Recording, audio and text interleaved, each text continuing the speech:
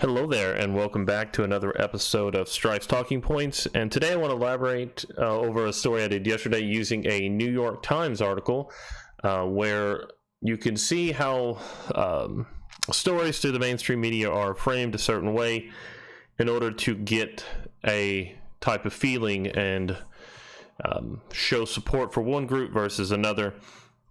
And in doing so, encourage, generally speaking, more violent outbreaks, more clashes. And before I begin, I would always like to say, please like, share, comment, and subscribe. I'm trying to grow the channel, trying to get conversations started, trying to reach out and make sense out of the world we all live in, using YouTube and various news articles and opinions to facilitate that. And again, this article is from the New York Times, July 1st, by Mike Barker. In Portland, a punch and a milkshake rumor feed a fresh round of police criticism. Now, of course, you see here at the beginning a picture of Antifa marching, and now famous Andy Ngo, who was attacked and beaten by protesters, repeatedly milkshaked, and then put in the hospital. July 1st, 2019. It was by now a familiar scene of summer street warfare in Portland. Conservative marchers, this time pushing a Him Too message in one of the nation's most progressive cities, faced down a rowdy group of anti-fascist protesters. It is conservative marchers are not fascist. Just make that clear. And the Him Too movement, I think, was more done as a joke. I haven't seen anything on it except for there were a few dozen Patriot Prayer members there, and Antifa came out in hundreds to escalate tensions. Again, the records that I've seen show that the Patriot Prayer Proud Boys had received licenses, permission from the city to have their rally, and Antifa did not. They just showed up in force to attack. Soon after, tensions escalated, with black-clad activists striking the conservative journalist Andy Ngo in the face, while others slimed him with what protesters said were vegan coconut milkshakes. Mr. Ngo was left bloodied and obviously shaking, reporting the attack in a video live stream to his more than 140,000 Twitter followers. When a city medic arrived to check on him, "Where the hell were all of you?" Ngo demanded. Seen the video, he's basically laying in front of a statue on the ground. He's clearly been beaten up, has this stuff thrown all of him. You can actually see where they were trying to spray him in the face with silly string. And you see that here all over his outfit. Beat up. And the police were not there. They seem to be backing away in most instances from the Antifa protesters. I have here images. You see that most of the violent clashes seem to have been between Antifa and the police. You do see a handful of people beaten by Antifa. These were people who were away from the main area, generally without police. I hit a button. Generally without police protection, and they were beaten pretty severely. And now that's gone. So I bring that back up.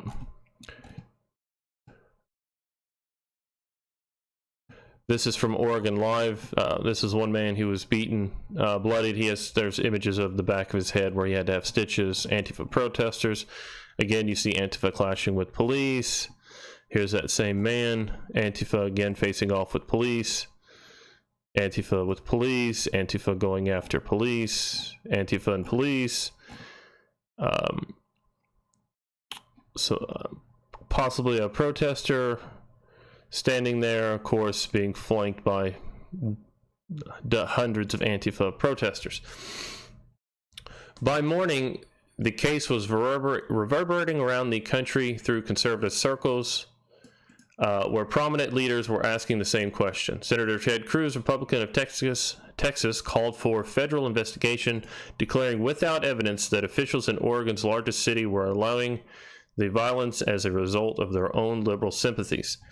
Now, this is actually going through more than conservative circles. That's a framing thing the New York Times is doing to say, hey, only conservatives are saying this. Was on the story like this was on CNN, was on several other networks, and it is about the escalating violence you see from Antifa, where in any type of non-leftist group gets together, has a march, they immediately come out in force and there's some type of violent activity. Now, protest, counter-protest, rally, counter-rally, those things should be very normal. I mean, anytime you see a pro-something rally, generally you see an against-it rally. When they escalate into violence, where one side comes dressed in battle gear who believe they are role-playing fighting Nazis and then end up beating people in the street, violent altercations with police, you've just got to understand that this is not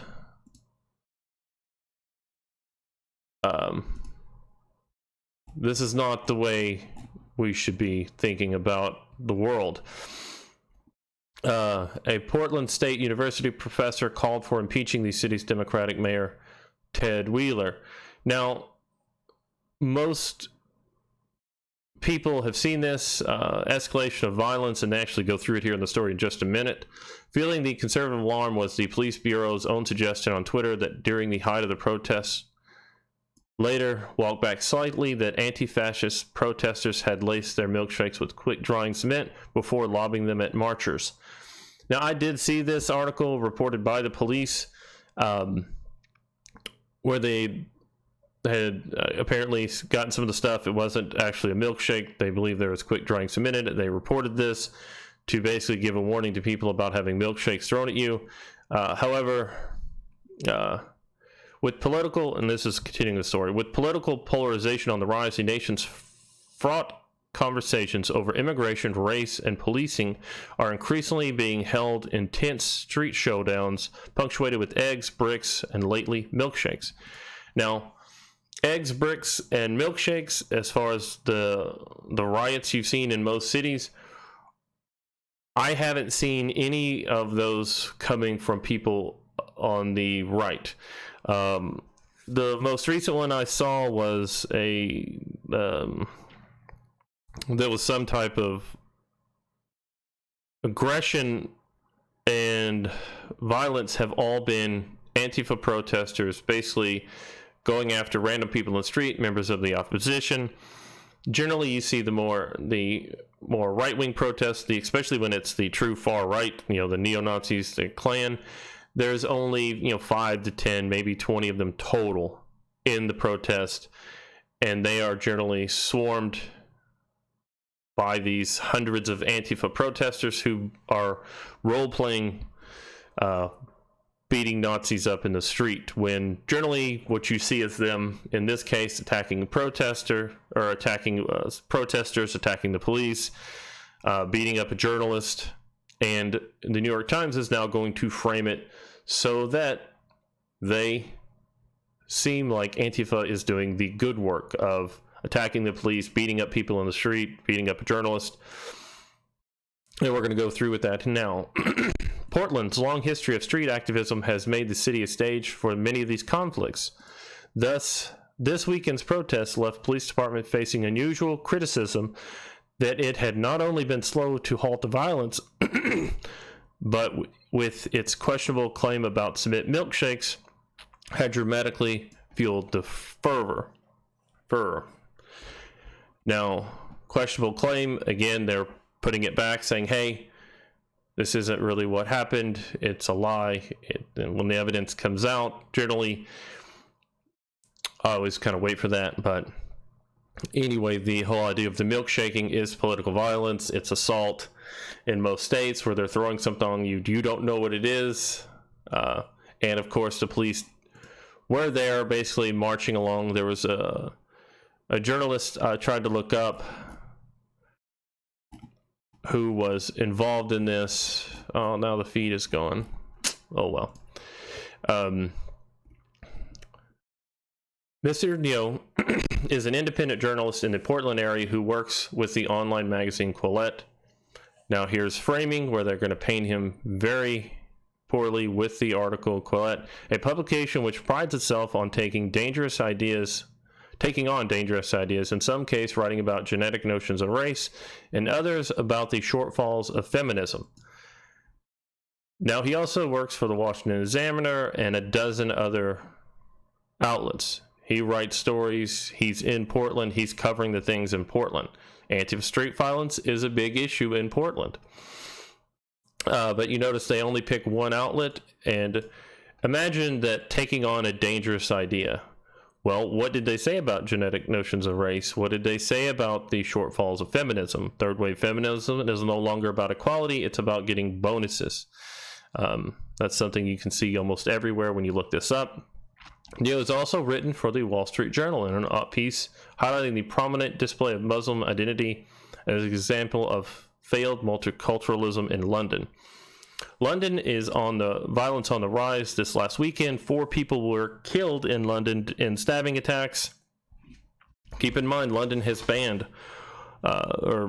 this whole area has banned guns, firearms, and now you see 3 men and 1 woman killed in London.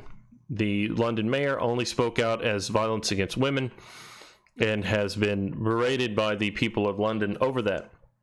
Because, again, that's kind of where we're at with this whole idea of a culture war, is you're picking sides. And you're picking a group to protect, and then anyone outside of that group is fair game.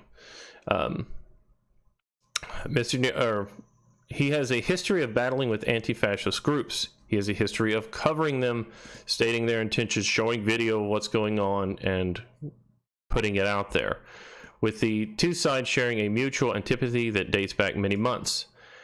The conservative journalist has built prominent presence in part by going into situations where there may be conflict and then publicizing the results. He's covering protests. He's going in, filming the protest, reporting on what's going on. He's being a journalist. He's being an on-the-ground reporter. And this is where they're basically saying he's asking to be attacked. This is the whole thing, that if you're in a situation that could be dangerous, you're asking to be attacked. The complete and total failure of New York Times, saying that if you cover this, you wanted to be attacked, it's your fault. Before Saturday's event, anti-fascist organizers had mentioned him by name. Mr. Neo had written on social media that he was worried about the event. He's a political pundit who certainly makes the most out of his conflicts, which sometimes turn violent on him, said Brian Levin, director of the Center for the Study of Hate and Extremism at California State University in San Bernardino. But to his credit, I've never seen him be the physical aggressor in the posts that he's made, generally. So this man basically says he knew it was coming. He knew it. Brian Levin, Center for Study of Hate and Extremism at California State. I wonder when they teach the course on left extremism, political violence, if that's going to be part of that, because that's what we see happening.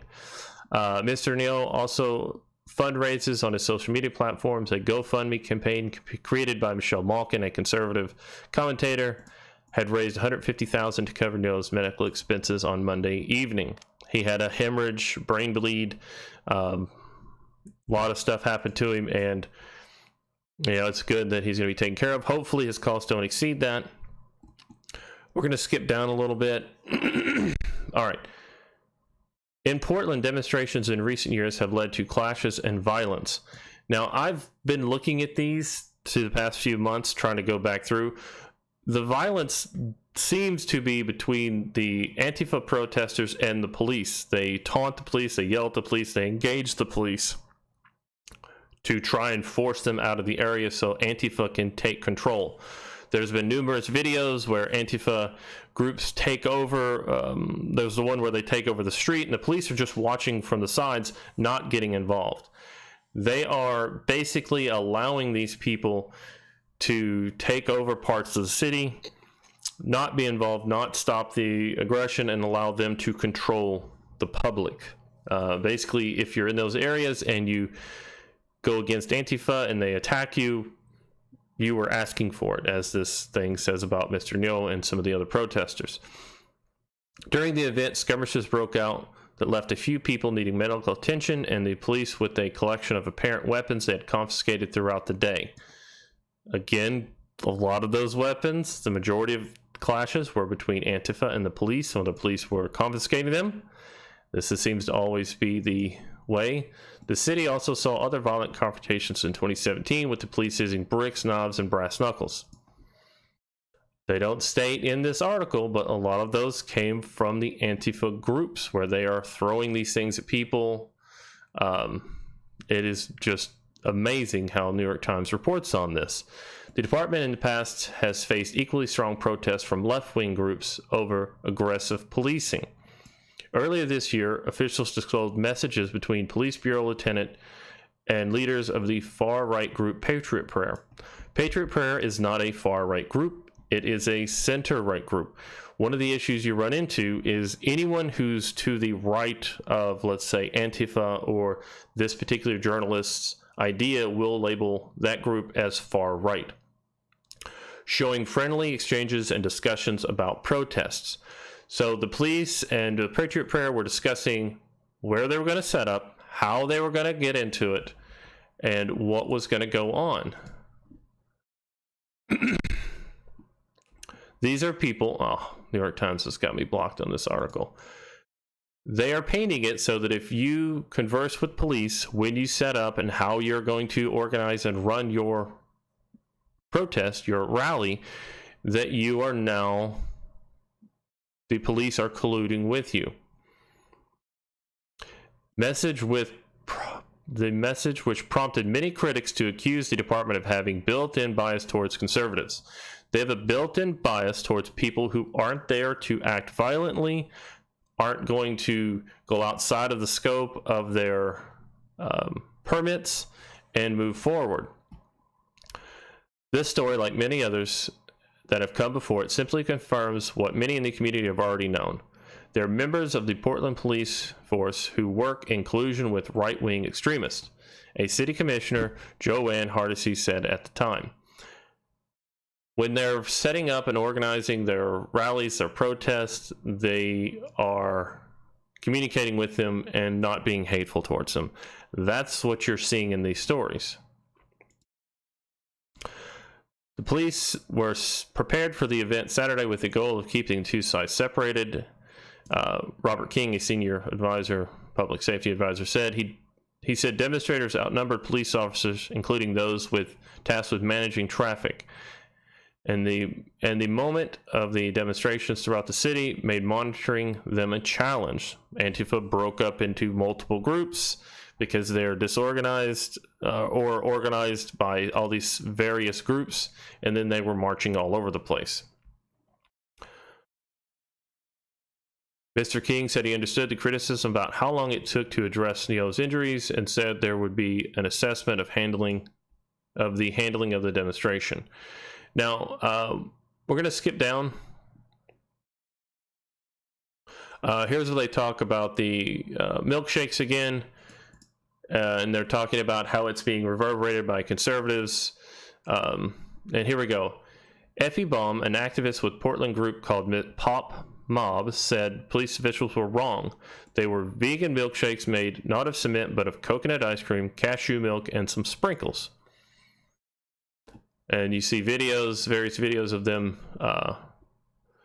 making them, dancing around, really excited to be doing this. She said the group had come up with the idea of having an entertaining counter-protest building off Pride Month. So throwing milkshakes at your political opponents, at police, at people on the streets is assault in most areas because you do not know what's in them. They're just throwing them at you, even if they say, oh no, it's just this or that. The group spent $700 on ice cream that went into the milkshakes, Ms. Baum said. Mixing them up in a nearby commercial kitchen using the large blenders available here. They were then brought over to the scene in a cart. So Pop Mob is supplying stuff to be used in political violence. Will this group be prosecuted? If you had people on the other side mixing up, let's call it chocolate milkshakes and throwing them at Antifa, that is also wrong. It doesn't matter that it's a milkshake. The low-level violence is still violence. Respawn said there was never any sort of concrete introduced into the blends, not by them, certainly, and shared the images that appeared to show people drinking the concoction. Respawn said she herself drank a few of them. Why would we want to put concrete into $700 worth of ice cream? It would be a huge waste, she said. So, we served over 750 of those milkshakes. The vast majority of them were consumed.